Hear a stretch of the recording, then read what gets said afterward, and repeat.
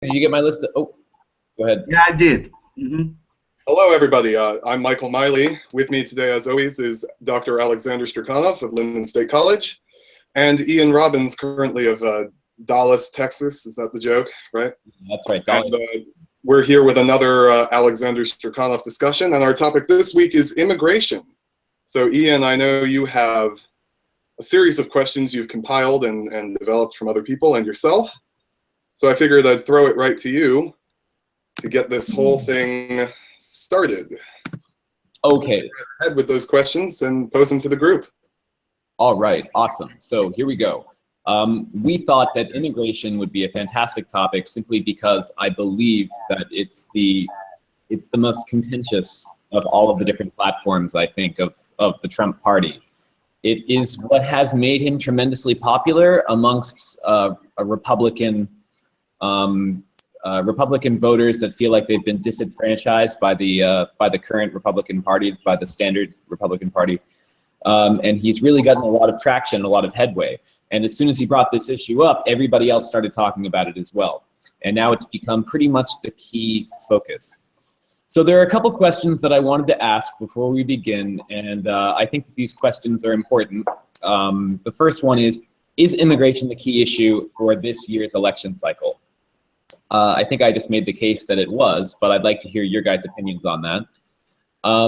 Why has it never taken the center stage before, like it has this year? What's the difference between this election cycle and the previous one that make immigration stand out?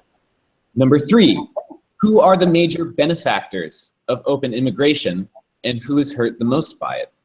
Number 4, this is definitely a tough one. Should there be a temporary ban on immigration from war-torn Middle Eastern countries? Number 5, can you have borders and a welfare state at the same time? And I'll ask number 6 later.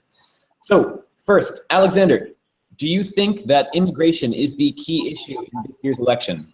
It is definitely one of the key issues, and there are 2 reasons for this, I believe. Number 1, the fact that in the past years, our political system, our power holders generally failed to deal with the question. And the necessity to deal with this question is obvious. We have 11 million only illegal immigrants, and their number is continuing to grow. And we don't know what to do, generally.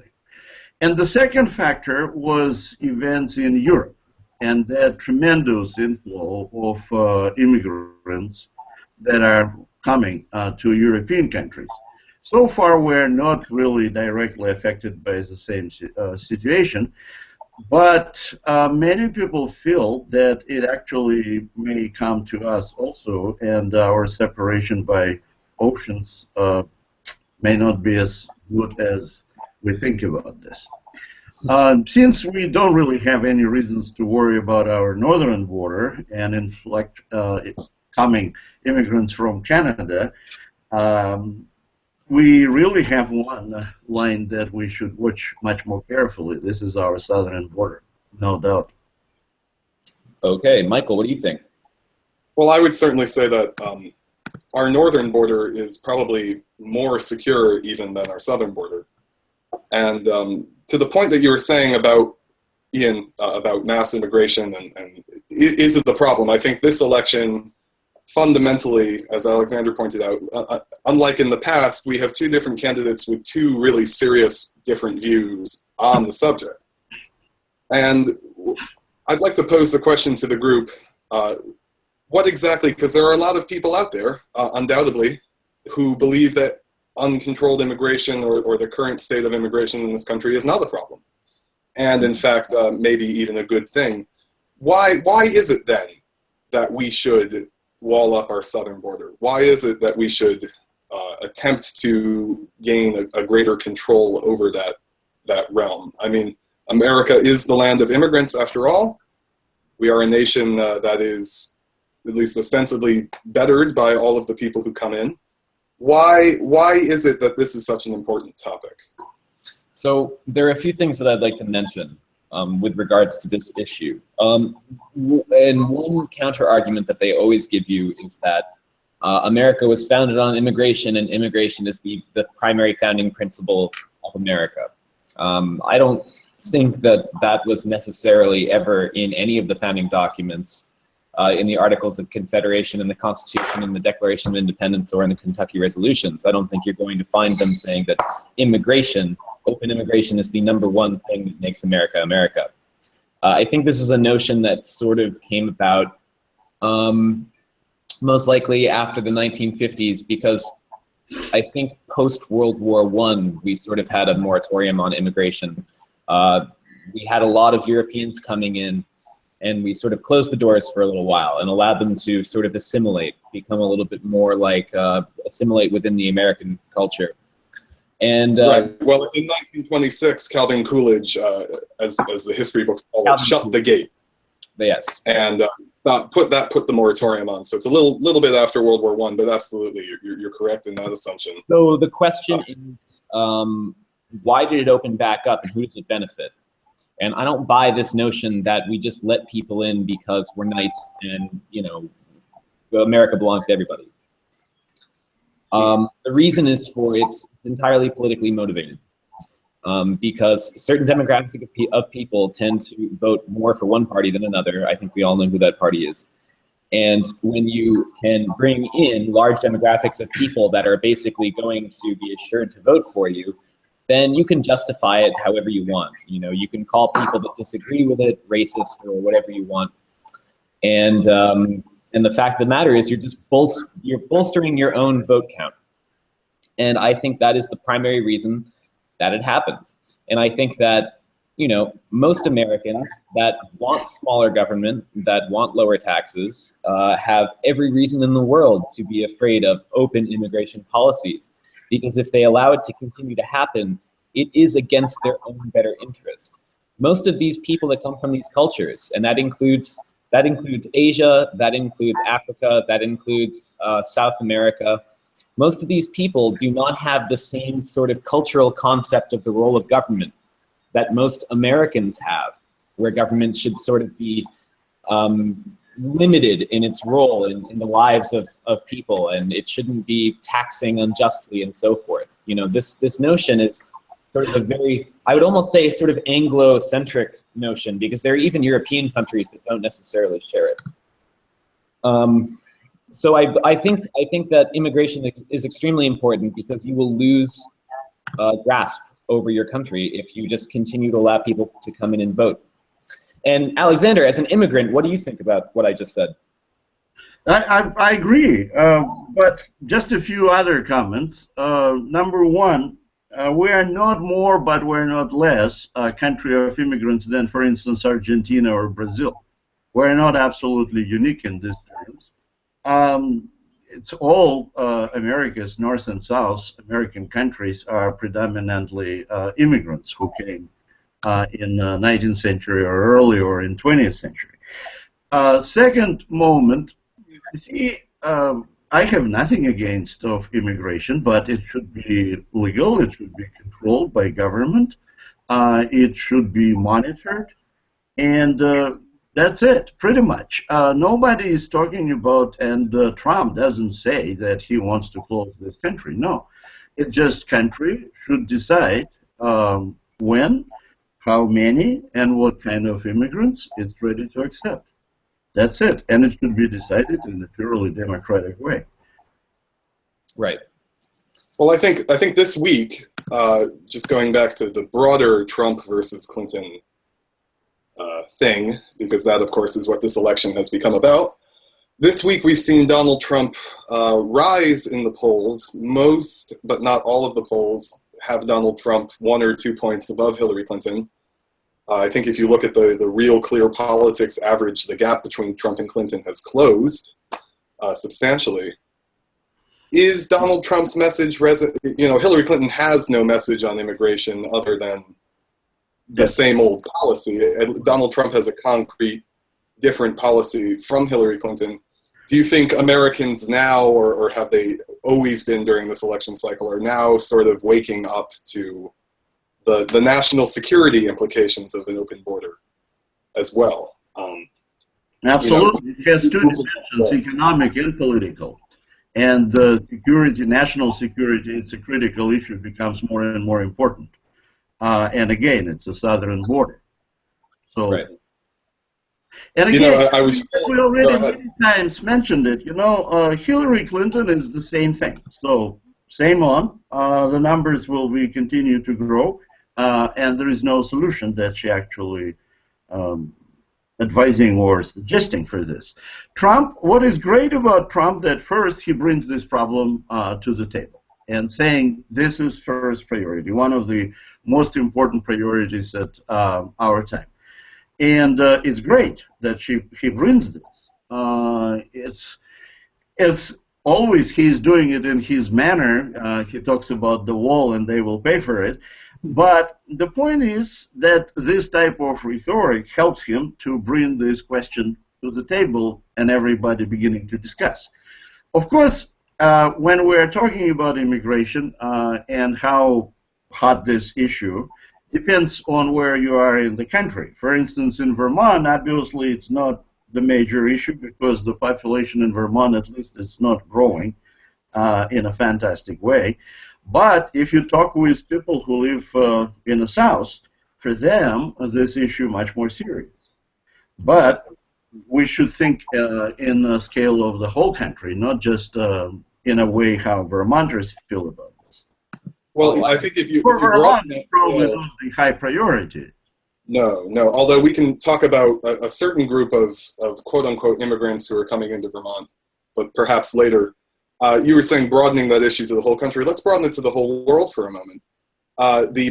Because Donald Trump's influence on the world has been profound. I think his influence, not in America, has bled to the entire world. It's really sort of an incredible thing. And I was reading in the paper the other day that the government of the United Kingdom is now funding a wall around the refugee camp in France, in Calais, on the other side of the Channel, to prevent people from sneaking through into England through that. So, are we seeing the rise of Trump here? Are we in this is it? This is his time. The time of people. Is Theresa May even sort of gravitating now into this sort of Trump-like posture? You see the sort of parties that used to be called far right in Europe, such as the Front National and the Dutch People's Party in the Netherlands, growing to first or second place in the polls right now. What's the Swedish right nationalist party that people call Nazis, but they've never said anything sympathetic towards Nazis? I forget what they're called. I don't know. I mean, the Front National before Marine Le Pen took over was sort of a proxy for Vichy France, but that's a different issue entirely. I believe. Go ahead. This is the danger with the position that Europe is in right now. Europe has been remarkably left-leaning, remarkably altruistic for quite a long period of time, and quite frankly, the reason why they can have those very generous welfare states, I believe, is because of cultural homogeneity. So if you go to a place like Sweden, you go to a place like Norway, you go to a place like Denmark, people don't necessarily take advantage because they are raised in the same culture. They have the same understanding.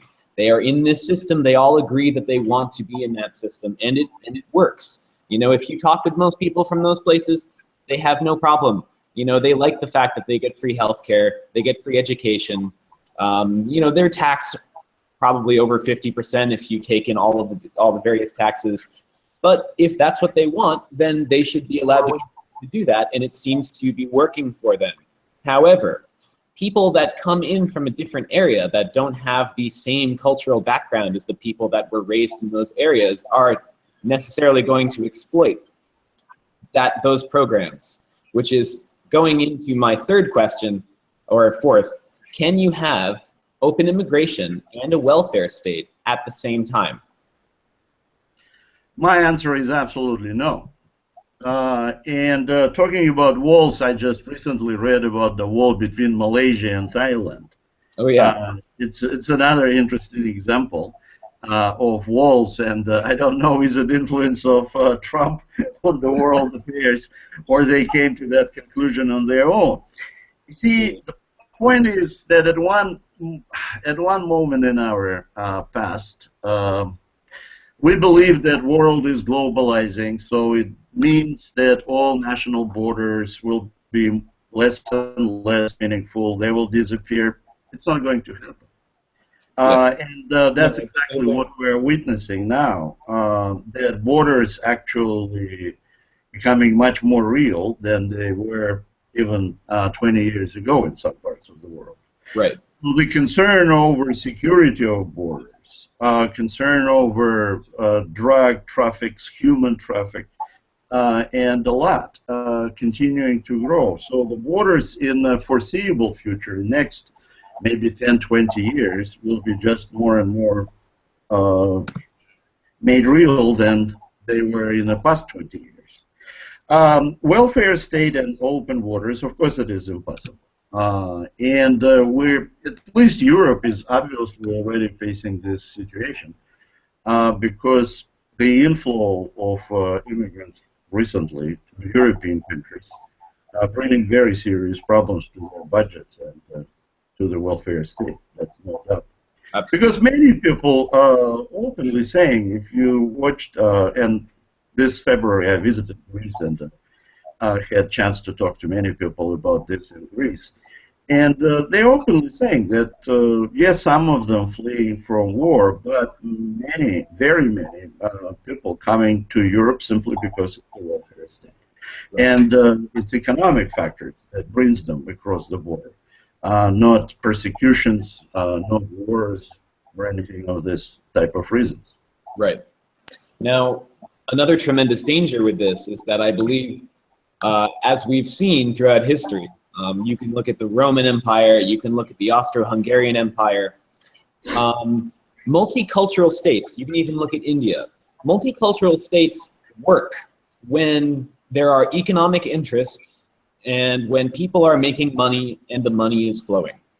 As long as people are able to pursue their own economic interests, what normally tends to happen is that people self-segregate based on religion, language, and cultural background. When the money dries up, that's when bad things start to happen, and that's when you begin to see sectarian violence.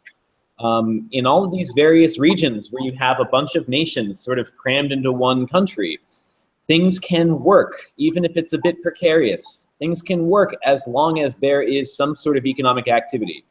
But when that country goes into the doldrums, it begins to tear itself apart at the seams. Because during times of economic scarcity, human beings seem to have that natural instinct to go in-group against out-group. They will support themselves and their clan and their own family before somebody else that doesn't share the same cultural values, language, and so forth.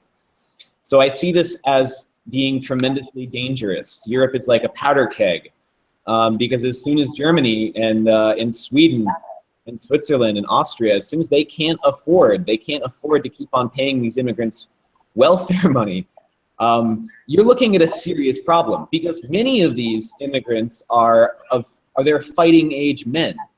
And they tend to be pretty aggressive, because let's face it, the West has done terrible things in the Middle East. They've blown places up. A lot of these people have grown up in war-torn, violent areas, and that's sort of the area that where their fiery spirit comes from. So I feel like we've done horrible things in the Middle East. We've sort of influenced the way people think to make them more violent, and then we invite them in, give them money, and then when the money runs out, I just see nothing but bad things happening. Well, that's the case even maybe in this country. I mean, there's a saying in New Haven, Connecticut, which is a city where I used to live, and a city that's filled almost exclusively, although not quite, with people receiving some form of welfare assistance. And the saying is, when the money stop showing, the blood start flowing. And the one thing that sort of keeps a lot of cities in America sort of relatively pacified, of course there's brutal violence in inner cities all across America, but relatively pacified is, of course, large influx of federal funds. But going back to what Alexander was saying, is immigration, before the migrant crisis became really acute in Europe, the question of what would bring down the European Union, the Eurozone, that block of countries, was the euro. It was going to be an economic issue, that the common currency would collapse, and then following that, the political superstructure on top of it. Has the migrant crisis also sort of delivered a fatal blow to the European Union? Can they recover, just everything that Ian was saying? I mean, you could argue that Europe today is almost like one large Austria-Hungary, and the money is starting to run out. Is it something that they can recover from if the economy swings around, or is it a cultural sort of split that cannot be redeemed? There are several things here. On one hand, yes, the economy plays the role, and I agree with Ian, absolutely. But it's more than just economy. And of course, not so bright future that Europe has right now in terms of economy. I don't see where that economic growth will come to Europe. Manufacturing from most of countries moved out to Asia. So generally, major manufacturing power in Europe is Germany, while others, in particular in Eastern Europe, you can see how many factories were closed, and people lost their jobs. They moved across Europe in search for those jobs, but they find more and more the same situation. You can see Spain, and with a very high percentage of unemployed people. So it is certainly an important point. But there is another thing here. When we're talking about Austria-Hungary, or we're talking about India, we're talking about countries that had areas populated by different ethnic minorities. For instance, in Austria, it could be Hungarians, Austrians, Slavs, Croatians who lived in Austria-Hungary, or Slovenes, and many other, Czechs and Slovaks. But they lived in, primarily, of course they were moving too, but primarily they lived in their national apartments, let's call them so. The situation in Europe today is different because we're not talking about historically population of Europe that occupies their specific apartment and brought together into multinational state. We're talking about new people who are arriving to Europe. And many of them arrived when economically Europe was booming. It's in 50s and 60s. But today the situation is absolutely opposite to what it was in 50s, 60s. The second very big problem, Europeans probably believe that all people who arrive to European countries will assimilate. And it was happening. Again, many immigrants who came from Middle Eastern or Turkey, they assimilated in many of the European countries that they arrived in 50s and 60s. But at that point, secularism, secular views were on the rise. People were skeptically looking at religion. Religion was weakening, and so on. But today we're going through a completely different situation. Yes, Christianity is weakening, but Islam is growing. And major concern of Europeans are not about Eastern European immigrants, let's say from Poland or Slovakia moving across Europe. No, they're concerned about Middle Eastern immigrants who have different religion, who have different culture, and they're not going to assimilate. Well, that brings up an interesting point. Multiculturalism is, that's what big concern of many people in Europe today. Sure, and multicultural, like in America, we are, see, America's not a nation state in the terms of like ethnicities. No, you're right. That we are, I sort of have disagreement with this term, but for lack of a better term, we're the melting pot. Where there is a predominant sort of ethnic character of America, we're not united by that particular characteristic. can a country like Germany or Austria, or say, well, Austria is a bad example, or Germany or Spain or France or England, they're not so much multicultural states, and they never really have it. Is assimilation possible in a place like Germany? Can you have a German Turk or a German Syrian, can assimilation occur in a country like Germany or France or Spain? Those Turks who arrived decades ago, they pretty well assimilated in Germany. They speak German language, and their religious affiliation maybe not that strong. It's possible. But again, it was possible a long time ago, in 50s and 60s. Will it be possible today when the cultural drive is completely different? Talking about United States, look, on one hand, practically, notice what is very interesting in the past. Practically all immigrants that came to United States from a bunch of different European countries, Germany, Italy, and so on, they all lost their languages. They still have some cuisine that and dishes that were cooked by their grandmothers that they still remember. But however, they lost most of its cultural elements of belonging to Germany, to Italy, or to Poland, or to something else. They don't speak language and so on. Right. Notice that how different it is with Latin American immigrants. Many of them do not speak English, and that's the reason why our corporations pretty much everywhere in their answering service have English-speaking and Spanish-speaking services. Right. Why? Why such special treatment? In this way, we actually encourage them to stay only with Spanish, yes, not to learn English, and continue to be a separate element of our society. Yes. Which is that a figure of first-generation immigration? When you think about Italian immigration into the United States, for a very long time at the turn of the century, Italians kept to themselves. They self-segregated in particular neighborhoods in the places where they had come to. They spoke or attempted to speak only Italian, and then it's really the second or third generation, second and third generation of these immigrants who truly are, the ones who are born here and grow up here, who truly are become truly assimilated. And there's always that first generation is more tied to the old world than the later ones. So is this a waiting game for America that in 10 or 15 or 20 years we won't have the dial dose for Espanol, that everybody will sort of congeal back together into that classic American I gained a new perspective on issues of assimilation when I was living in Asia. And one thing that I came to realize was I could learn Thai, I could learn Chinese, I could learn Vietnamese, I could marry one of those girls, I could have kids, I could become a Buddhist. I would never be Thai. I would never be Taiwanese. They would never accept me as one of them. I would never be a citizen of their country that could vote.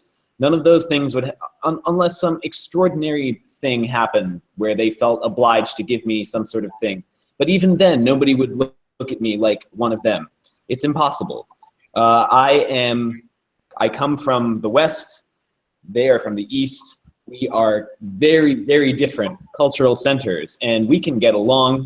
I have so many friends from Thailand, from Taiwan, but the cultures are just, they're so different. There's such a wide gap. It's impossible. It's impossible to move and then assimilate completely. That will never happen. Alexander's never going to lose his accent. He's never going to stop being a Russian person. His kids definitely have much more of the American culture in them. And so you're right, the second generation definitely does it. But one thing you shouldn't do is give them an opportunity to not push themselves into assimilating into the culture. That is because, there are places where even second generations still don't learn English. And it's relatively common. And especially where I am here in Texas, you definitely see there's just about every single worker, every single construction worker usually doesn't speak English, at all. Like I get in the elevator and I ask them what floor are they going to, and they can't answer me. You know, it's astonishing. So yes, it is definitely a problem because. But do you think the children of those people who you're meeting in the elevators or seeing on the construction sites, do you think the children of those people are speaking English now and more assimilating more into it? That these people, especially the poorer people, really don't have the time or the means to learn English in a constructive way. No, of course they will. Of course they will. But what I'm saying is that you need to expedite the process. You need to push it forward. But as more and more of them start to come, then the impetus for them to change becomes even less. Then they just begin to form their own communities. Even if somebody speaks English, it doesn't mean that they're culturally American. You start to create subcultures inside. You start to create that sort of, I don't know, to me it's a fracturing of the American culture, because now when you walk from this place to this place in El Paso, you're in a completely different area. Nobody speaks English at all. You know, it's really kind of shocking. Or Miami in Florida. So it's exactly a question about numbers.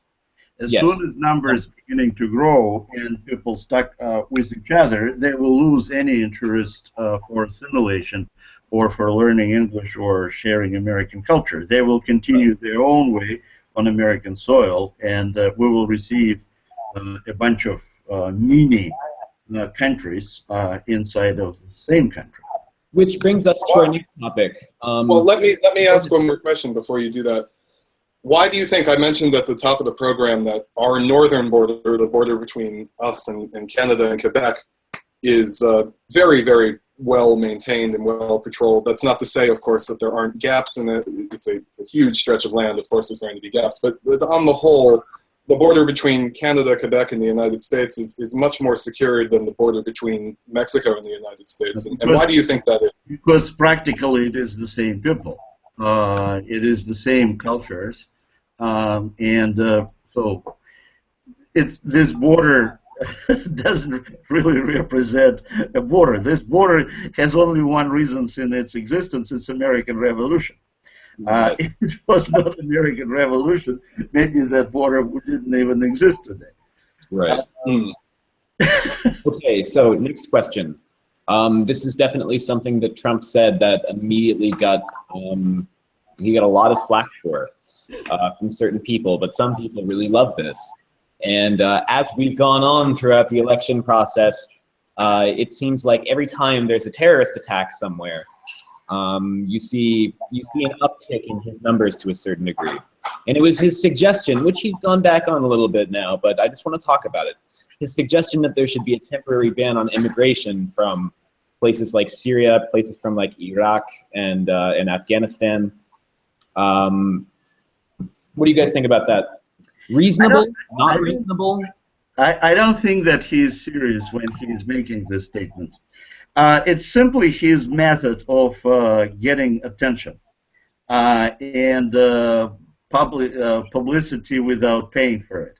So he makes this statement, media jumps on it, they buy it, and then all attention given to him. They ridicule him, they criticize him for this, but it is not a fact that he was going to do it at all. I don't think it is even possible, seriously speaking, about this. However, in all his statements, I think you should separate that PR aspect and the real aspect. What is great about him that all his shots going in a very important targets. The wall or not wall, it's a different story, but security of the southern border, it is a serious issue, and he brought attention to that and forced all of us to think and talk. The question of our relations with Middle Eastern countries, it's another very important question. Will it be or it will not be any bans on immigration? It's okay. As there is a statement that Russians sometimes using, politically not very correct, but still I will make it. To promise to get married is not the same as to get married. So when he's saying something, it doesn't necessarily he will do it, I think. So the point is that we should be very careful, and we certainly should have much better investigation on background of everybody who arrives from this country. Because Europeans now are talking about the same things. Many people who actually, some of them immigrants and some of them citizens of European countries who fought in Iraq or in Syria for ISIS soon will be back. And what we will do about this? Certainly everybody who is arriving from war regions should be investigated quite thoroughly. That is no doubt. Absolutely. Well, I may wind up feeling like a jilted bride at the altar then come post-election if Donald Trump is elected, because I think not necessarily targeting specific areas like the Middle East, but I think Calvin Coolidge is one of my favorite presidents, actually, and not to sound too much like a Reaganite, but I think, honestly, perhaps for a 10 or 15-year period, we should shut the gates again on all countries. Until we can figure out some of the sectarian problems in our own country. But that's the problem is that such a suggestion immediately comes with accusations of fascism and racism, and I think it's fairly common. Racism against Canadians?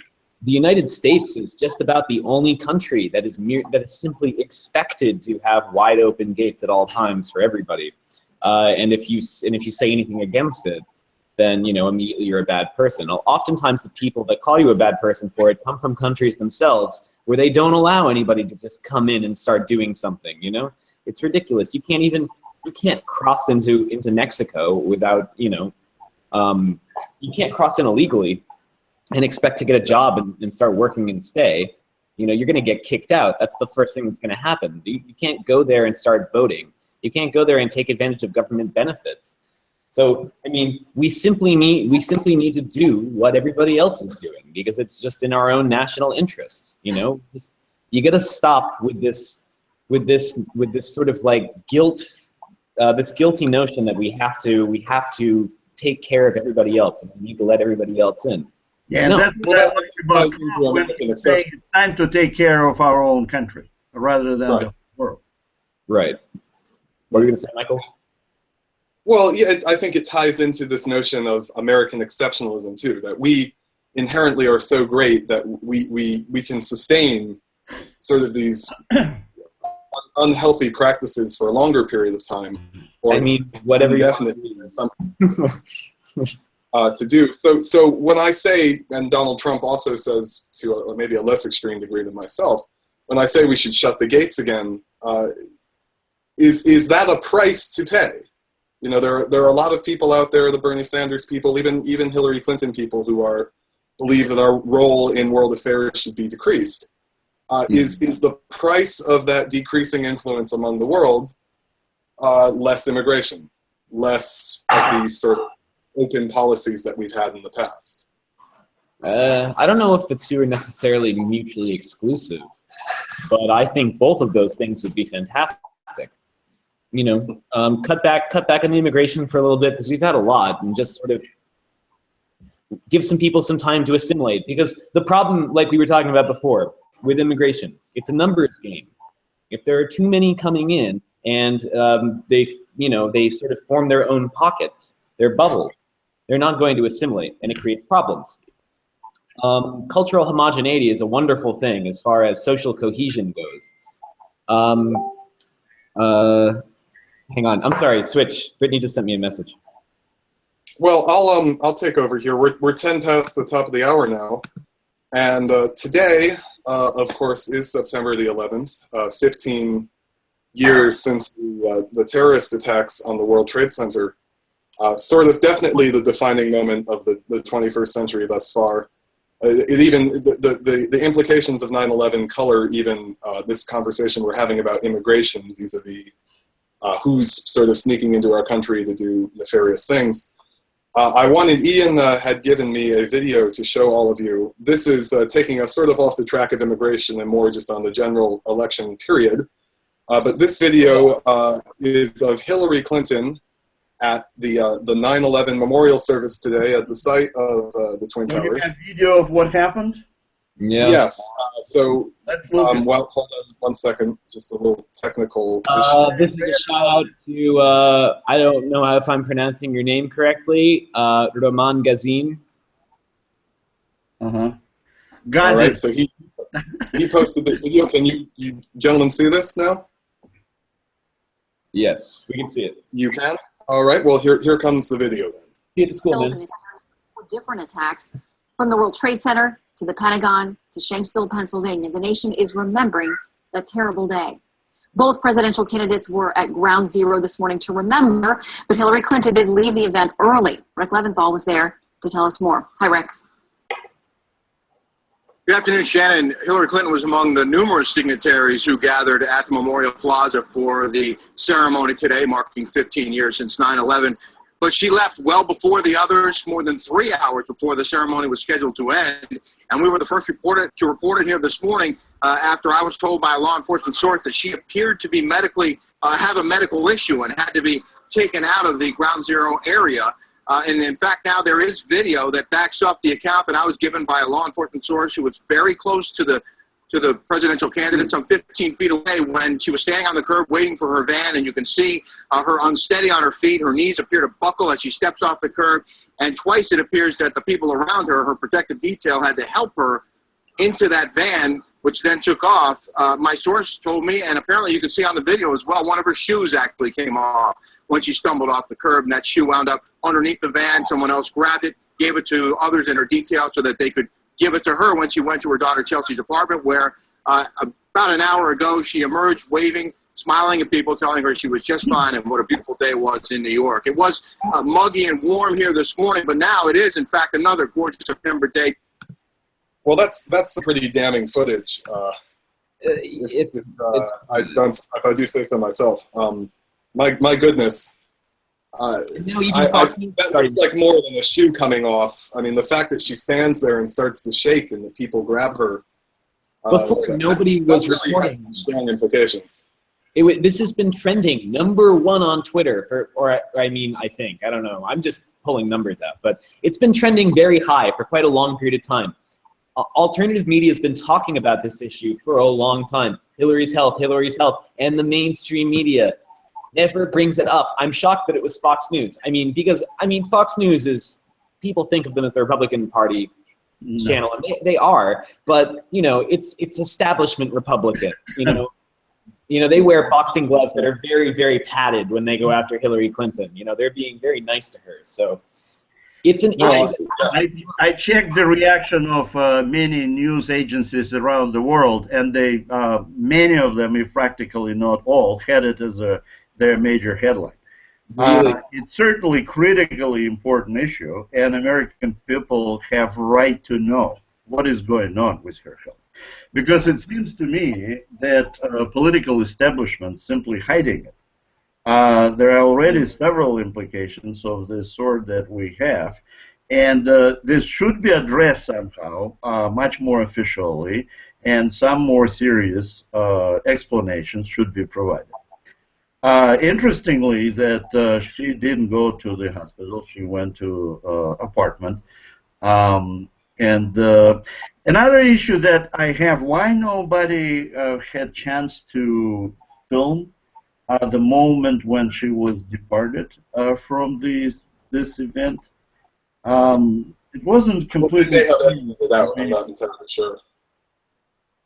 Mm-hmm.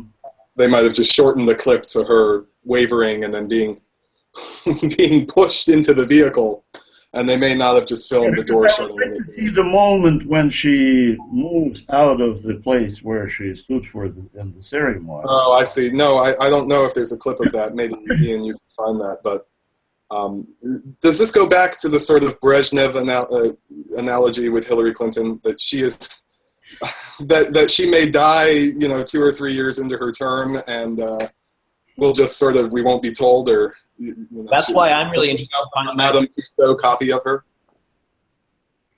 And what does that mean?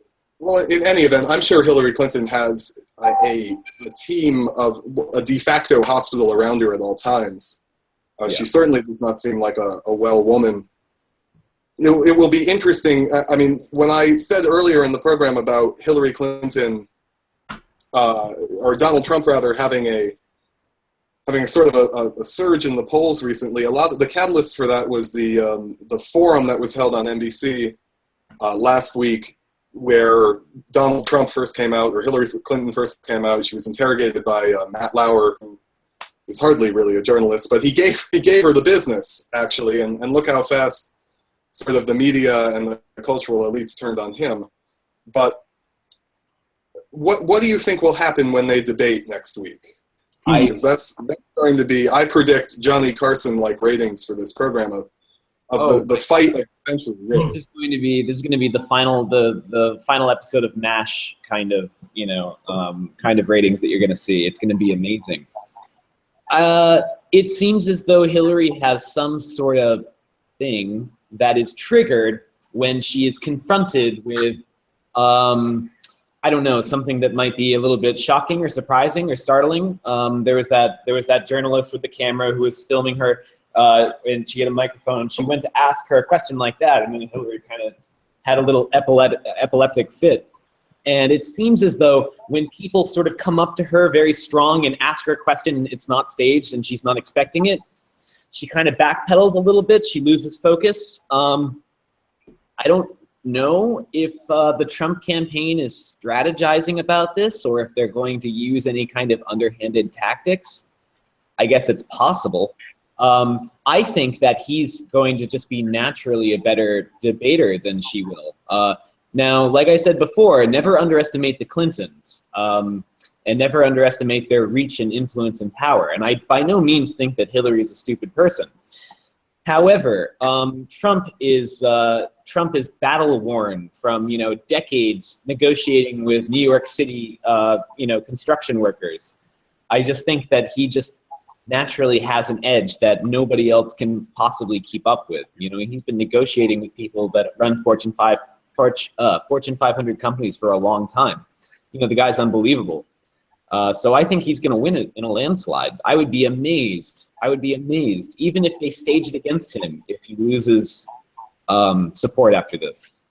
It will be interesting to see. It's actually a very difficult situation for his campaign managers right now because there is one point. She's a woman, he's a man.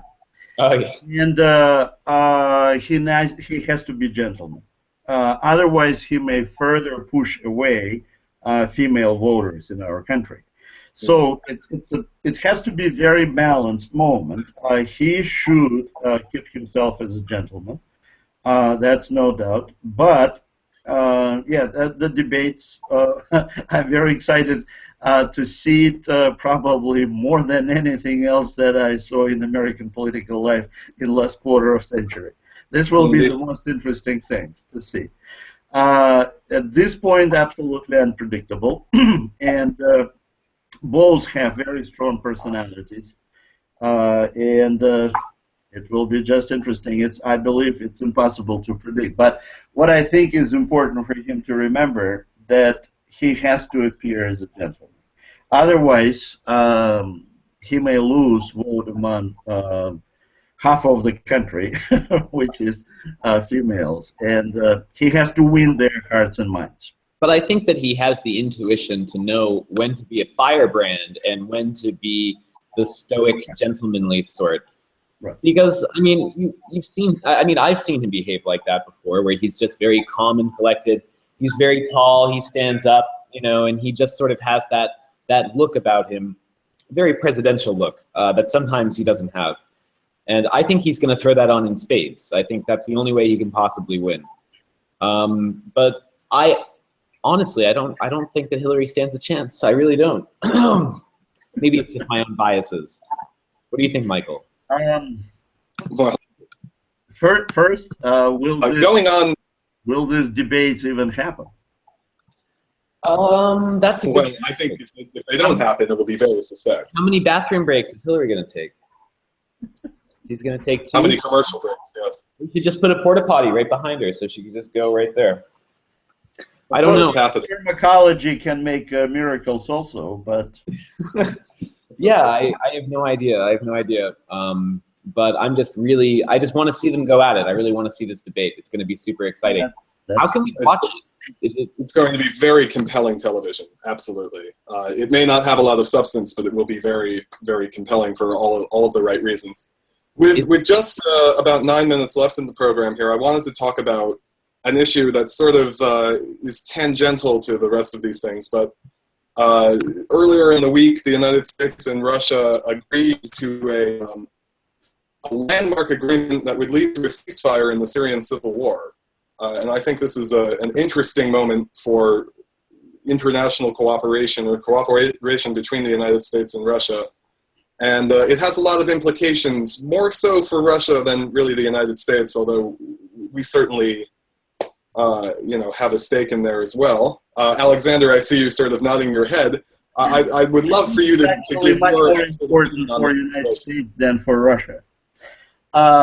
Notice how American administration, first of all, desired to have this agreement. Notice that this many hours meetings between Kerry and Lavrov. They broke all records of their lengthy meetings. I think this meeting is absolutely important for Obama. He wants to leave a legacy behind that he solved this problem. He is not that certain that Hillary will win, and he doesn't want to give this issue into hands of Trump, or he may not necessarily trust to Hillary how she will handle it. So he wants to put as much as possible landmark in this area to leave some his positive legacy. So for is this Russia, I don't know what this agreement really means. Well, that was my question. Is this a substantive, concrete agreement that will lead to peace in Syria, or a propaganda victory that makes both parties look good? I mean, that's what most of these agreements are anyway, but will this lead to something better in Syria, or more of just something that Barack Obama can tag on his legacy? We don't know, because we don't even have the text of agreement, actually. We just have general outlines, that's all. And we don't know what it is. For me, what is important question? Is it a step towards dividing Syria, or it's not? So generally on the agenda, it's a question what to do with Syria. Is it still going to be one single country, or there will be many? And I think that agreement is a step to answer this question. What is the answer? I don't know, because I didn't see the text of agreement and nobody really told what is there.